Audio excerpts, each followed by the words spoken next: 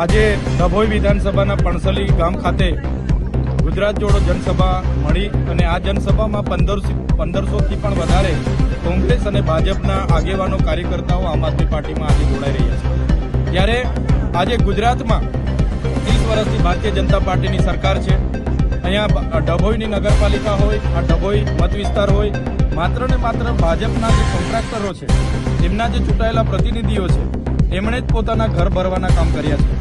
આજે સામાન્ય જનતા આજે પણ અનેક સવાલો લઈને અમારી સમક્ષ આવી છે। એમને રસ્તાના તકલીફ છે, નળમાંથી પાણી નથી આવતું, મનરેગાની રોજગારી નથી મળતી, આજે એમના ઘરો જવા માટે, ગામે જવા માટે પણ રસ્તાઓ નથી, આવાસ માટે ઘણા લોકોએ ફોર્મ ભર્યા છે, આજે પણ આવાસો મળ્યા નથી। માત્ર ને માત્ર આદિવાસી હોય, દલિત હોય, વંચિત હોય, રાજપૂતોના તમામ સમાજનો મતભેદ તરીકે અહીંના નેતાઓ ઉપયોગ કરે છે એવી અમને ફરિયાદ મળી છે।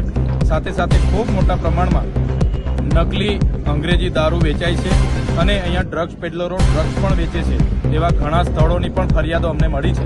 ત્યારે અમે આજે બધા જ લોકોને કીધું છે કે આવનારી તાલુકા અને જિલ્લા પંચાયતોમાં બધા તૈયાર થઈ જાય, આમ આદમી પાર્ટીની જોડી બને એવા અમે બધા પ્રયાસો કરીશું। આમ આદમી પાર્ટી સ્વતંત્ર લડવાની છે ત્યારે અમને પૂરેપૂરો જનતા પર વિશ્વાસ છે।